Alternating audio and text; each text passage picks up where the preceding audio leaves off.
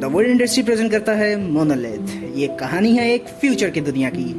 कहानी की स्टार्टिंग में हम एक लड़की को देखते हैं जिसका नाम सेंड्रा होता है, जो बहुत एडवांस कार में अपने 2 साल के बच्चे के साथ ट्रैवल कर रही होती है। सेंड्रा को ये कार उसके हस्बैंड ने गिफ्ट की थी और अब सेंड्रा अपने बेटे को लेकर अपनी मदर इन लॉ के घर जा रही होती है। रास्ते में सेंड्रा इस एडवांस टेक्नोलॉजी कार जिसका नाम मोनोलिथ है उसके फीचर चेक करना स्टार्ट करती है। फीचर चेक करते समय उसे कार के एडवांस एआई सिस्टम यानी आर्टिफिशियल इंटेलिजेंस के बारे में पता चलता है, जो बहुत ज़्यादा ही एडवांस है। वो देखता है कि इससे पहले उसके हस्बैंड ने इस कार को यूज़ किया था और वो अपने कुछ दोस्तों के साथ होटल गए थे और इस कार में एक लड़की भी थी। उसे अपने हस्बैंड पर शक होना शुरू हो जाता है और तभी उसके हस्बैंड का वीडियो कॉल आता है जो उसे बताता है कि इस कार की एक एप्लीकेशन जिसका नाम मोनोलिथ है, मैंने उसे तुम्हारे मोबाइल फ़ोन में डाउनलोड कर दिया है। अब तुम अपने फ़ोन से इस कार को पूरी तरीके से कंट्रोल कर सकती हो। तभी उसके हस्बैंड के होटल के डोर को कोई नॉक करता है, तब वो बाय बोलकर चला जाता है। तब सेंड्रा का शक यकीन में बदल जाता है कि उसका हस्बैंड उसे चीट कर रहा है। रास्ते में सेंड्रा अपने बेटे के साथ कुछ सामान खरीदने स्टोर में आती है। सामान खरीदते हुए वो एक आदमी को देखती है जो उसकी गाड़ी के साथ छेड़छाड़ कर रहा है, लेकिन कार का पूरा कंट्रोल सेंड्रा के पास होता है, जिस मोबाइल की मदद से वो पूरे कार को कंट्रोल कर सकती है और वो कार के उस मोड को ऑन कर देती है जिसके ऑन करने के बाद कोई कार के अंदर नहीं जा सकता, यानी कार सिर्फ एक बंकर की तरह काम करती है। वो सामान खरीद ही रही होती है कि वो देखती है कि उसका बेटा उसके साथ नहीं है। बेटे को ना पाकर उसके बहुत बेचैनी होने लगती है क्योंकि उसके बेटे को अस्थमा भी होता है। बाहर आके जब वो देखती है कि कुछ लड़कियां उसके बेटे के साथ खेल रही होती हैं, सेंड्रा को अब उन लड़कियों के ऊपर गुस्सा आ जाता है और वो उन लड़कियों को उल्टा सीधा कहना शुरू कर देती है। वो लड़कियाँ सेंड्रा की तरफ बढ़ी रही होती हैं कि सेंड्रा अपने बच्चे को लेकर कार में बैठ जाती है और कार का बंकर वाला मोड ऑन कर देती है जिसे वोल्ट मोड कहते हैं। इसके बाद सेंड्रा अपने बेटे को लेकर निकल जाती है और वो अपने एक दोस्त को फ़ोन करती है।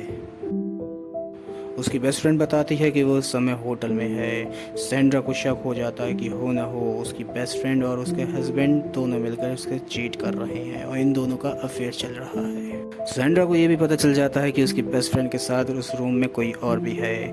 वो अपनी बेस्ट फ्रेंड से इंसिस्ट करती है कि उसका फेस दिखाओ, लेकिन उसकी बेस्ट फ्रेंड फ़ोन कट करके चली जाती है। सेंड्रा की परेशानी अब और भी बढ़ जाती है और अब वो अपनी मदर इन लॉ के घर पहुंच चुकी है और घर के अंदर जाने की बजाय वो ये फैसला करती है कि वो अब उसी होटल में जाएगी जहां पर उसके हस्बैंड ने स्टे किया है, ताकि वो उन दोनों को रंगे हाथों पकड़ सके। और अब वो कार को मोड़कर होटल की तरफ बढ़ना शुरू कर देती है। कार का एआई आर्टिफिशियल सिस्टम बताता है कि आगे रोड खराब है तो हमें दूसरा रास्ता लेना चाहिए। सेंड्रा को जल्द से जल्द होटल तक पहुंचना चाहती थी, इसीलिए कार से कहती है कि उसे सबसे छोटा रास्ता बताए और अब उसकी कार एक शॉर्टकट रास्ते की तरफ बढ़ना शुरू कर देती है, जो कि एक खराब रास्ता होता है। चारों तरफ बहुत ज़्यादा ही अंधेरा होता है, इसलिए सेंड्रा को अब कुछ दिखाई नहीं दे रहा होता है। सेंड्रा जो बहुत ज़्यादा ही टेंशन में होती है, इसलिए वो सिगरेट जला देती है। सिगरेट के धुएं से कार के एआई सिस्टम को लगता है कि कार में आग लग गई है, इसलिए वो कार के इमरजेंसी मोड को ऑन कर देती है।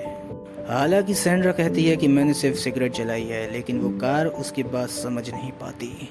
सेंड्रा अपनी सिगरेट को फेंक देती है और उसका बेटा रो रहा होता है, इसलिए वो अपना फ़ोन अपने बेटे को दे देती है। तभी अचानक उसकी कार की टक्कर एक बड़े जानवर से हो जाती है और उसकी कार अचानक रुक जाती है। सेंड्रा कार को कंट्रोल करना चाहती है, लेकिन कार अब मैनुअल मोड पर होती है। तभी उसका बेटा खांसने लगता है क्योंकि वो उसे अस्थमा होता है और वो धुएं को बर्दाश्त नहीं कर सकता।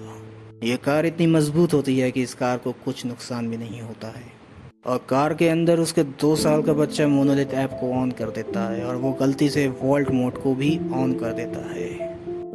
वॉल्ट मोड को ऑन करने का मतलब ये है कि ना तो कोई अब कार के अंदर जा सकता है ना कार के बाहर आ सकता है। अब ये कार एक बंकर की तरह बन चुकी है, इसलिए सेंड्रा कार से नीचे उतरकर ये देखती है कि उसकी कार की टक्कर एक हिरन से हुई है। सेंड्रा अपने बेटे को लेकर अब परेशान हो जाती है और वो अपने कार को एक पत्थर से तोड़ने लगती है, लेकिन इसका कोई फ़ायदा नहीं होता है क्योंकि ये दुनिया की सबसे मजबूत और सबसे सेफेस्ट कार है। तभी सेंड्रा देखती है कि उसके आसपास एक जानवर है जो कि सेंड्रा पर हमला करना चाह रहा है। सेंड्रा इस बात से डरकर कार के ऊपर चढ़ जाती है और कार पर हमला करना शुरू कर देती है ताकि वो जानवर वहाँ से भाग जाए। वो जानवर वहाँ से भाग जाता है और सैंड्रा अपने बेटे को देखकर परेशान हो रही होती है क्योंकि उनका बेटा कार के अंदर फंसा होता है। देखते ही देखते कब सुबह हो गई ये पता ही नहीं चलता। सैंड्रा को ये ध्यान आता है कि रास्ते में उन्हें एक पेट्रोल पंप दिखा था और वो ये सोचती है कि उस पेट्रोल पंप पर उन्हें कोई मदद मिल सकती है, इसलिए वो अपने बेटे को बचाने के लिए पेट्रोल पंप की तरफ चली जाती है।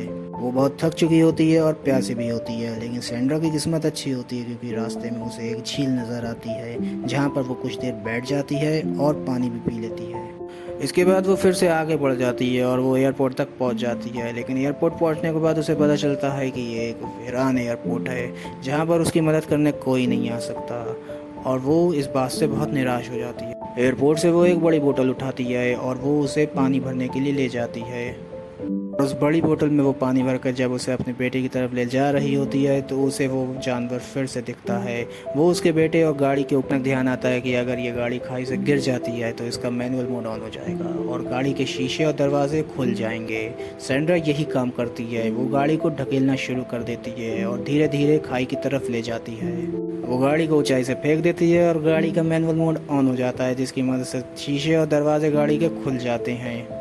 सैंड्रा अपने बेटे को नीचे जाकर बचा लेती है और सबसे पहले उसके कपड़े उतारती है ताकि उसे कुछ फ्रेश हवा लगे, लेकिन अब उसके बेटे की तबीयत कुछ ज़्यादा ही ख़राब हो चुकी होती है और उसे डॉक्टर की ज़रूरत होती है। सैंड्रा बहुत ज़्यादा परेशान होती है, लेकिन वो ये भी जानती है कि ये कार ही अब उसे बचा सकती है।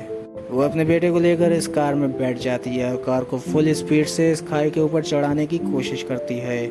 कार की मजबूत और एडवांस टेक्नोलॉजी की मदद से सैंड्रा कार को खाई के ऊपर चढ़ा देती है। सैंड्रा फौरन अपने बेटे को लेकर हॉस्पिटल जाती है। यहाँ पर डॉक्टर उसके बेटे की जान बचा लेते हैं और सैंड्रा ये डिसाइड करती है कि अब वो अपने हस्बैंड के साथ कभी नहीं रहेगी और यहाँ हो जाता है कहानी का the end. Last but not the least, इस कहानी से हमें ये पता चलता है कि रिश्तों को मजबूत होना चाहिए, मजबूर नहीं। तो आपके हिसाब से सैंड्रा ने ठीक किया या नहीं, ये कमेंट बॉक्स में बताना ना भूलिएगा। और अगर आप सैंड्रा की जगह होते तो क्या करते। अगर आपको मेरी वीडियो पसंद आई है तो इस वीडियो को लाइक करके मेरे चैनल द वुड इंडस्ट्री को सब्सक्राइब करना ना भूलिए। Thank you.